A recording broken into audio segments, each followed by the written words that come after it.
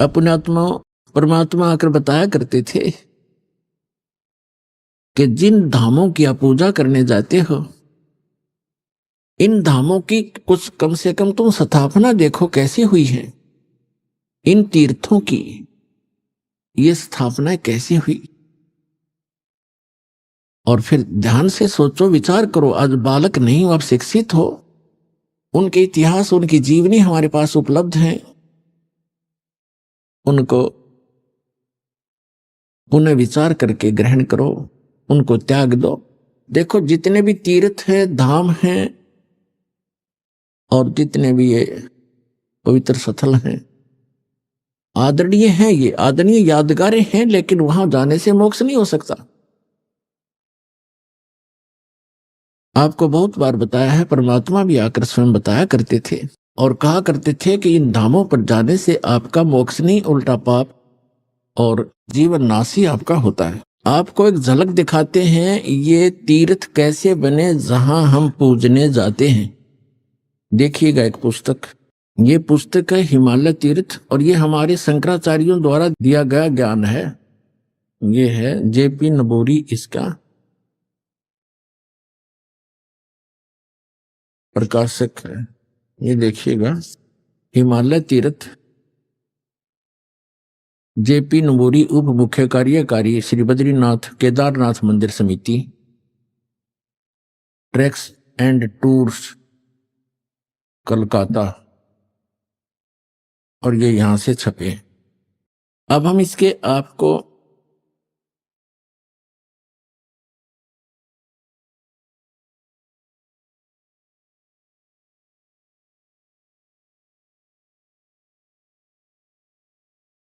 ये देखिएगा, उत्तराखंड के पंच केदार, ये पृष्ठ नंबर 17 है।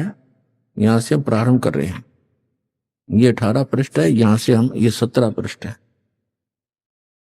उत्तराखंड के पंच केदार श्री केदारनाथ भारत के उत्तर नागाधिराज की सुर में उत्पत्तिका में स्थित केदार क्षेत्र प्राचीन काल से मानव मात्र के लिए पावन मोक्षदायक रहा है। इस क्षेत्र की प्राचीन एवं पौराणिक महत्व के संबंध में स्वयं भगवान शंकर ने स्कंद पुराण में माता पार्वती के प्रश्न का उत्तर अपने श्रीमुख से निम्न प्रकार दिया है। ठीक है। हे प्राणेश्वरी, यह क्षेत्र उतना ही प्राचीन है जितना कि मैं हूं। मैंने इसी स्थान पर सृष्टि की रचना के लिए ब्रह्मा के रूप में परब्रह्म तत्व प्राप्त करके सृष्टि निर्माण का शुभारंभ किया। तभी से स्थान मेरा चिर प्रिय समान है। भगवान शंकर का सुप्रसिद्ध ज्योतिर्लिंग भारत के विख्यात 12 ज्योतिर्लिंगों में से 11वां ज्योतिर्लिंग है। सुदूर उच्च हिमालय में समुद्र तल से 11,750 फीट की ऊंचाई पर श्री नर और नारायण ऋषि द्वारा प्रतिष्ठित है।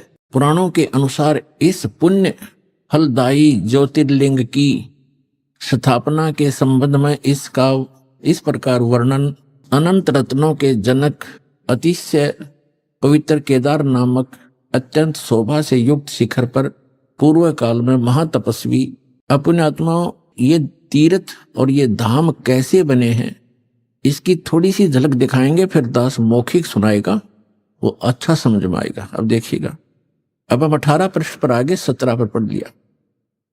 यहां पर पीछे से हमने पढ़ा है, यहां से फिर पढ़े। यह है कि पवित्र केदार नामक अत्यंत शोभा से युक्त शिखर पर पूर्व काल में महातपस्वी कौन? ऋषि श्री नर और नारायण ने, ये 2 ऋषि थे, नर और नारायण ने भगवान शिव को प्रसन्न करने के लिए बड़ी कठिन तपस्या की। इस तपस्या से तीनों लोकों में उनकी चर्चा होने लगी, जिसकी सभी लोकों में प्रशंसा होने लगी।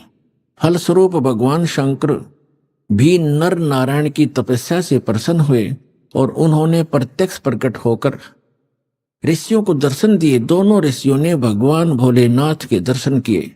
दर्शन से आनंद विभोर होकर स्तुतियों और मंत्रों से उनकी पूजा अर्चना की। भगवान शिव ने अत्यंत प्रसन्न होकर उनसे वर मांगने को कहा।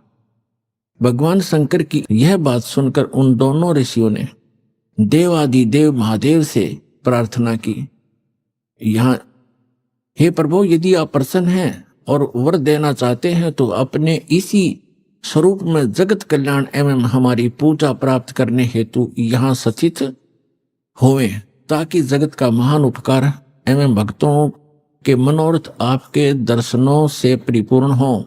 इस प्रकार भगवान शंकर नर नारायण की भक्ति से प्रसन्न होकर वहां सचित हुए। देवादिदेव महादेव, यदि आप हम पर प्रसन्न हो तो भक्तों के कल्याण हेतु आप सदा सदा के लिए अपने स्वरूप को यहाँ स्थापित करने की कृपा करें। यहाँ आकर आपका दर्शन पूजन करने वाले मनुष्यों को आपकी अविनाशी भक्ति प्राप्त होगी।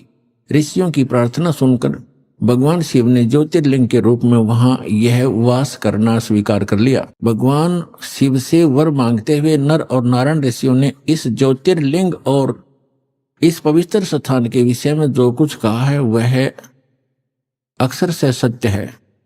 इस ज्योतिर्लिंग के दर्शन पूजन तथा यहाँ स्नान आदि करने से भक्तों के लौकिक फलों की प्राप्ति के साथ साथ अचल शिव भक्ति और साथ ही मोक्ष की प्राप्ति भी सहज हो जाती है। हिमालय में केदार नामक पर्वत शिखर पर प्रतिष्ठित होने के कारण इस ज्योतिर्लिंग को श्री केदारेश्वर ज्योतिर्लिंग के नाम से जाना जाता है। केदार शब्द का शाब्दिक अर्थ है ऐसे स्थान से होता जहां दलदल एवं अति मात्रा में पानी हो। केदार क्षेत्र में यही स्थिति है, क्योंकि भगवान शंकर जलधारा प्रिय हैं।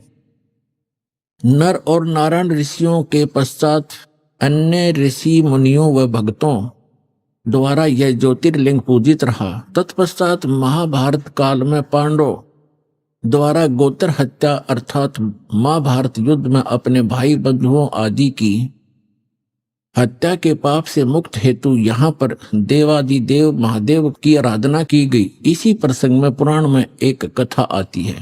अपने आत्मा पहले ये निष्कर्ष बताते, थोड़ा उसके आगे और शेष पढ़ के सुनाऊंगा, क्योंकि अब ये वर्तमान में एक बहुत दुर्दांत घटना घटी है जिससे आत्मा रो रही है, दुखी है, क्योंकि वो भी हमारे एक तरफ भटक रहे थे, परमात्मा के लिए वहां गए और वहां उनको क्या मिला सर्वविदित है, कहने की आवश्यकता नहीं। अब क्या बता रहे हैं कि नर और नारायण नाम के दो ऋषि वहां तपस्या करा करते उस दलदल में, केदार माने दलदल, और उनकी तपस्या से प्रसन्न होकर भगवान शिव आगे। तो पुण्यात्माओं, वो भगवान शिव कौन आगे?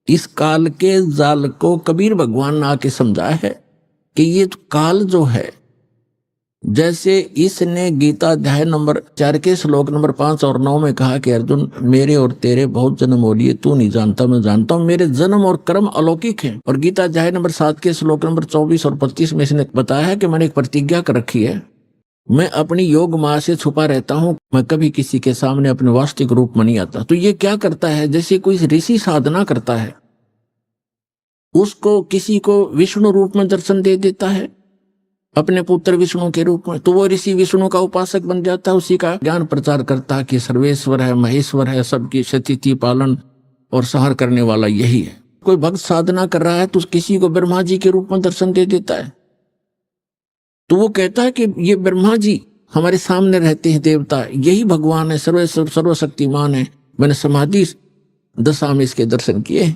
ये छुपाई है अपने आप को। इससे उन ब्रह्मा जी और विष्णु जी को भ्रम हो जाता है कि हम ही सचमुच भगवान है। इसी कारण से शिव पुराण में प्रकरण आता है, विद्वेश्वर संहिता के अंदर। एक बार ब्रह्मा जी गए विष्णु जी के पास और ब्रह्मा जी कहने लगे कि पुत्र तू मेरा खड़ा होकर सम्मान क्यों नहीं करता, मैं तेरा पिताया हूं, मैं तेरा जनक हूं, सारी सृष्टि का उत्पत्ति करता हूं। विष्णु जी लेटे लेटे कहते हैं कि आजा बेटा बैठ जा, तू मेरा पुत्र है, तो मेरी नाभि कमल से उत्पन्न हुआ, मैं ही सर्वशक्तिमान हूं, मैं सबका रचने वाला हूं। इस बात पर दोनों लड़ पड़े। फिर ये काल आ गया वहां पर शिव रूप धारण करके इन दोनों के बीच में एक लिंग खड़ा कर दिया, तेजों में स्तंभ। ये लड़ना भूल गए, ऊपर ऊपर नीचे ढूंढने लगे। फिर खुद आके प्रकट हुआ शिव रूप में, फिर इनको ज्ञान बताने लगा, क्या पुत्रो तुमने अपने आप को ईश मान लिया, तो यू आर नॉट गॉड, तुम भगवान नहीं हो। तुमने 2 जॉब, 2 डिपार्टमेंट, 2 विभाग मेरे से प्राप्त किए हैं, मैं चीफ मिनिस्टर हूं यहाँ का। ये काल जो है एक ब्रह्मांड में चीफ मिनिस्टर का रोल समझो, और अन्य ब्रह्मा विष्णु महेश एक एक विभागीय मंत्री है। रजोगुण विभाग के ब्रह्मा जी और सतोगुण विभाग के विष्णु जी। यानी रजोगुण से जो क्रिया हो रही है, जिसको हम उत्पत्ति कहते हैं, ये उत्पत्ति करता नहीं है, यह तो उत्पत्ति करवाता है। संतान उत्पत्ति हम उसके प्रभाव से करते हैं। और सतिथि, ये विष्णु जी कहते हैं, ये उत्पत्ति और सतिथि जो तुम्हें दी है मैंने, ये मेरे से प्राप्त है, तुमने तप करके प्राप्त किए, मैंने तुम्हें विभाग दिए। इसी प्रकार रुद्र और शिव को भी, शंकर को भी मैंने अलग से, महादेव महेश्वर को भी मैंने 2 करते दिए हैं, संहार और तिरोभाव। और बोलने वाला 5वां ये काल है, ये कभी अपने वास्तविक रूप में नहीं आता, ऐसे कभी विष्णु के रूप में, कभी शिव के रूप में, कभी ब्रह्मा जी के रूप में आता है। तो इसके जाल को समझने के लिए परमात्मा ने कथा सुनाई अपनी प्यारी आत्मा धर्मदास जी को, जो धर्मदास जी ने कबीर सागर में लिपिबद्ध की। कि परमात्मा ने कहा कि ये गलतियां करके आत्मा यहाँ आ गई इस काल के साथ, इसके 21 ब्रह्मांड वाले विमान में बैठ के, और इसने यहाँ इनको इतना दुखी कर दिया। फिर ये चिल्लाने लगी, हे भगवान हमें सुख दे, हे भगवान हमें सुख दे। हम हाहाकार मच गई। तब परमात्मा कहते, मैं आया। अपने ही पुत्र जोगजीत का रूप बना करके मैं वहां आके खड़ा होगा, जहां तपस्या के ऊपर 1 लाख मानव शरीरधारी प्राणियों को ये नित्य खाता है, आहार करता है। और मेरे वहां आने से उस तपस्या की जलन बंद हो गई। वह आग जो कि तो गर्म ऐसे की ऐसी है, वो तपस्या, वो तई, वो बड़ी जो तवा होता है जिसपे उनको भूना जा रहा था। लेकिन उनको परमात्मा की कृपा से उस पर उपस्थित जितने भी 1 लाख जीव थे मनुष्यधारी जो वहां गई थी, उनकी आत्मा, उनको कष्ट बंद हो गया, उसका ताप बंद हो गया, तपत। तब उन्होंने ऊपर में उठाकर देखा कि भगवान हम कौन से दुख, कौन से पाप का यहाँ कष्ट भोग रहे हैं। तो परमात्मा ने कहा कि ये तुम्हारे इस लोक के पाप का दंड नहीं, तुम्हें ये दंड है, तुमने सतलोक में ये पाप कराया था। परमात्मा को छोड़कर तुम, परमात्मा अपने को छुपा कर कह रहे हो कि तुम भगवान को छोड़कर वहां सर्व सुख संपन्न था, आपकी कभी मृत्यु नहीं होती थी, कोई कष्ट नहीं था, उसको छोड़कर तुम इस काल के लोक में आ गए। यहाँ पर आज जिस कार को, जिसको ठीक हो, जिस बंगले को, जिस बेटा और बेटी को आप अपना मानते थे, क्या तुम्हारे साथ आया कोई? अपने आत्मा वहां तो सारी समझ में आ जाती है कि हाँ कुछ नहीं आया जी। फिर और तुम मरते थे, ये मेरा बेटा है, ये मेरी बेटी है, ये मेरा कार है, ये कोठी है, और भक्ति करते थे तो गलत कर रहे थे। हम प्रत्येक युग में जाते रहते हैं पर तुम सुनते नहीं। वो कहने लगे, सभी भगवान हमसे गलती हो गई, मैं माफ करो। कहते ऐसे माफ नहीं होगी। जब तुम जाए धरो जग तन देहा, तब तुम करना मम सत शब्द स्नेहा। जब कोई मेरा संत मेरी महिमा गाता हुआ तुम्हें मिल जाए और तुम्हें मानव शरीर प्राप्त हो, तुम तुरंत ग्रहण कर लेना और फिर तुम उस सत भक्ति करके उस लोक में चले जाओगे। अमर करूं सतलोक पठाऊं, ताते बंदी छोड़ कहां। इतने में वो काल आ जाता है। प्रतिदिन उसने टाइम फिक्स कर रखा है, इतने समय के बाद ये सभी आत्माएं उसके तपस्या पे भुनकर उनके अंदर से जो गंध वो निकालता है, वो निकल कर वो गंध रह जाता है। अब आप देखते हो यहाँ प्राणी गंदे पदार्थ तो बहुत आसानी से ग्रहण कर लेता, खाने के लिए, पीने के लिए। शराब पीना, भांग पीना, सुल्फा पीना और तम्बाकू पीना और फिर मांस खाना, चटपटे अटपटे खाना, ये तो बहुत खुश होकर ग्रहण करता है। क्यों? क्योंकि ये चाहता है कि जितना ये गंद अटपट खाएंगे उतना ही के अंदर गंदी वासना ज्यादा बनेगी, और तपस्या के ऊपर भूनने से वो सारी वासना वहां रह जाती है। कर्म ज्यों के त्यों रहते हैं, वो वापस आ जाता है, मरता नहीं। फिर अपने कर्मानुसार 84 लाख योनियों में उसके कर्मानुसार वो जाए, उस योनि में वो चला जाता है।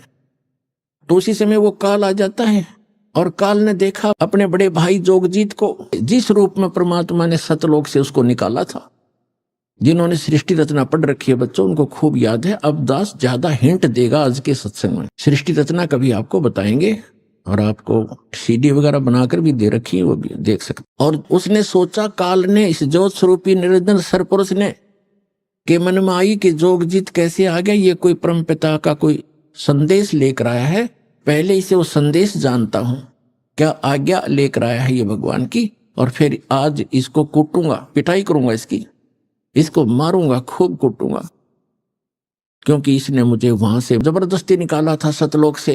परमात्मा बताते हैं कि धर्मदास, मुझे देखकर काल भयंकर हो गया। पहले मुझसे कहा कि पहले जोगजीत कोई आज्ञा है भगवान की, परमात्मा की, पिता की, वह मुझे बता, और फिर जोगजीत तुझे छोड़ू नहीं आज, तूने मुझे वह मार कर निकाला। तब जो जोगजीत रूप में वहां उपस्थित थे, परमेश्वर ने कहा, धर्मदास, मैंने उनसे कहा, परमात्मा बता रहे हैं, धर्मदास जी लिख रहे हैं कि मैंने उससे कहा कि सुन ले आदेश परमपिता का, कि ये भोली आत्मा तेरे साथ आ गई थी, इन्होंने तो गलती की सो की, पर तूने इनका कैसा सांग निकाल रखा है, कैसे कैर ढा रहा है इनके ऊपर तू, कोई गधा बना दिया, कोई गधी बनाई, कोई कुत्ता, कोई कुतिया, किसी का बेटा मर गया, किसी की बेटी मार रहा है, हाहाकार मचा रखे।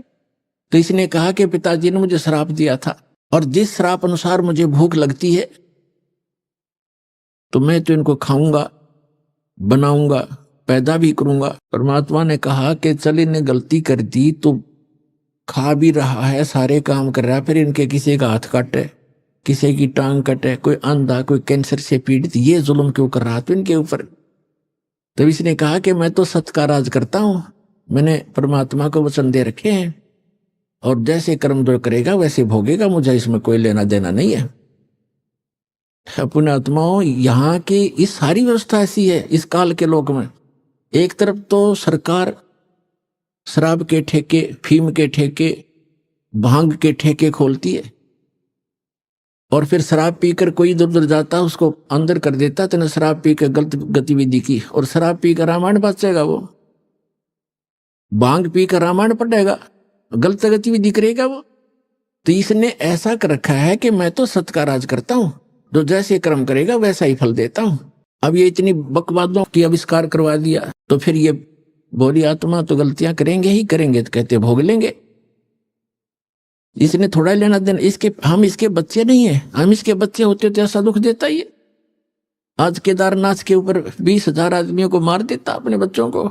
हम इसके बालक नहीं है, हम इसकी प्रजा नहीं है, हम उस परमात्मा की प्रजा है, सतपुरुष के बच्चे हैं, और हम अपनी गलती से इसकी कैद में फंस गए हैं। यहां से निकालने का एक तरीका है, हम स्वेच्छा से आए हैं, स्वेच्छा से वापस जाएंगे। जब हमारी यहाँ के लोक से, दुखों से इतना मन हट जाएगा, और वहां के सुख से हम इतने प्रभावित और प्रेरित हो जाएंगे, और फिर सतभक्ति करेंगे, तब हम वहां जा पाएंगे। इसलिए आपको सारा ज्ञान प्रमाण दिखाए जा रहे हैं, ताकि आपका यहां से मन हटे और भक्ति पर डटे, और फिर वहां चलेंगे हम। परमात्मा ने कहा जोगजीत रूप में कि मैं नीचे जाऊंगा, परमात्मा ने भेजा हूं, और वहां जाकर तेरे सारे जाल को समझाऊंगा, सबको परमात्मा की महिमा बताऊंगा। जो सतपुरुष है, जो वास्तव में भगवान है, यथार्थ स्थान है, उसका तो नामो निशान मिटा दिया, तू स्वयं भगवान बन बैठे यहाँ का, और सबको बताऊंगा। और एक ऐसा गुप्त मंत्र दिया है मेरे को, वो मंत्र उनको दूंगा, सतनाम और सारनाम। आज जब उसने ये बात सुनी तो एकदम भयंकर होगा, कहने लगा तू मेरा बाग उजाड़ने जा रहा है, तू मेरा नाश करने जा रहा है, तुझे अभी खत्म कर दूंगा, तुझे जाके दिखाना नीचे।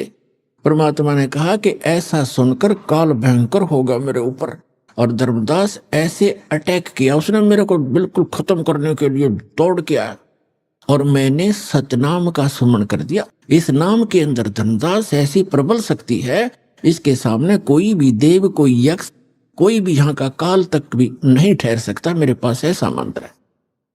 पुण्यात्माओं, ये परमात्मा धर्मदास जी के माध्यम से, और धर्मदास जी को तथा हम सभी को सतर्क करना चाहते हैं कि कभी भी आपके ऊपर कोई भी आपदा आती है किसी भी प्रकार की, तो नाम का सिमरन अवश्य करना कुछ देर। फिर जो टेंशन है वो है, लेकिन समन एक बार कर लेना, आप देखना फिर उसका प्रतिफल कैसा होगा। तो कहते हैं मैंने समन शुरू किया, और काल ऐसे गिर गया जमीन के ऊपर, ऐसे गिर गया उस पृथ्वी पर जहां वो रहता है वहां पर, जैसे पक्षी के पंख कट जाते हैं और पड़ा पड़ा तड़फ रहा होता है। तो वो समझ गया। उसमें वैसे तो काफी विस्तार लिखा है, बाकी हम थोड़ा बताएंगे जितना आवश्यक है, क्योंकि हमने समझना इस ज्ञान को। बाकी ज्ञान ज्ञान है, समाधान बिना काम बनेगा नहीं, समाधान ज्यादा महत्वपूर्ण है। उसमें तो बहुत कुछ कहा है कि वो इतना भयभीत हो गया कि वहां से भाग के पाताल में जाके छुप गया। फिर मैं वहीं पहुंचा और उसको पकड़ के ले आके चल वहीं पर, वहीं बैठा के, फिर वो उसने मेरे पैर पकड़ लिए। जब ताकत से पार नहीं बसाई, नहीं उसका बस चला, तो मेरे चरण पकड़ लिए, बुरी तरह रोने लगा। और कहने लगा, मैं तो आपको पिता के समान मानता हूं, छोटे तो गलती किया करते हैं, बड़े क्षमा करते हैं, मुझे माफ कर दो। रोया बुरी तरह। परमात्मा बोले कि मैंने कहा कि चल ठीक है, माफ कर दिया। ऐसे नहीं, आप वचनबद्ध हो जाओ। परमात्मा बोले, क्या वचनबद्ध हो जाऊं? कि एक दया करना कि 3 युगों में जीव थोड़े ले जाना। सतयुग, त्रेता, द्वापर, माही, तीनों युग जीव थोड़े जाए, चौथा युग जब कलयुग आवे तब तब शरण जीव बहु जावे। ऐसा वचन हर मोय दीजे, तब संसार गवन तो कीजे। और भी 1-2 प्रसन्न थे, प्रार्थना थी, वो कही तो परमात्मा ने कहा चलो तथास्तु, जो तूने मांगा मैंने बख्श दिया। 3 युगों में जीव कम ले जाऊंगा और चौथे युग कलयुग में मैं खूब तूफान मचाऊंगा अपने बच्चों को निकालने के लिए, तो बाधा मत करना फिर।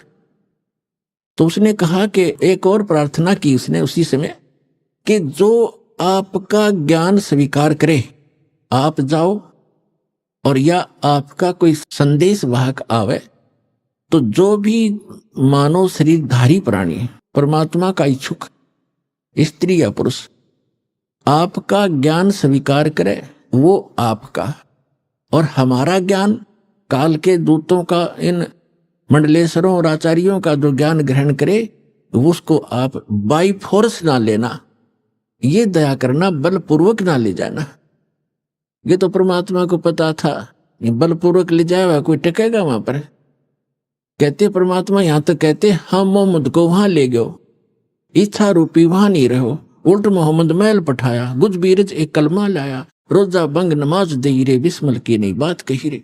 हजरत मोहम्मद जी को लेकर गए थे, लेकिन उसकी इच्छा यहां से हटी नहीं थी, क्योंकि यहां उसके बहुत घने अनुयायी बन गए थे और उनको ज्ञान संपूर्ण समझ में नहीं आया था। परमात्मा को मालूम था कि बलपूर्वक कैसे ये वहां रुक जाएंगे, ये पहले वहीं ना रहा करते, गड्ढा करते, आप मेरे यहाँ पर इस गंदे लोक में। परमात्मा ने कहा ठीक है, जो मेरा ज्ञान ग्रहण करे वो मेरा, कि जिसने लिया मेरा परवाना, ताकि निकट काल मत जाना, कि मेरे जिसने मेरा ग्रहण कर लिया नाम, मेरा ज्ञान, उसके निकट तुम मत जाना। तो काल ने कहा था कि जो आपकी मर्यादा में रहेगा आपका, और मर्यादा तोड़ेगा तो मेरा ही है। वो तो अंडरस्टूड है, इसमें कहने की जरूरत नहीं है फिर तो परमात्मा ने कहा ठीक है तथास्तु।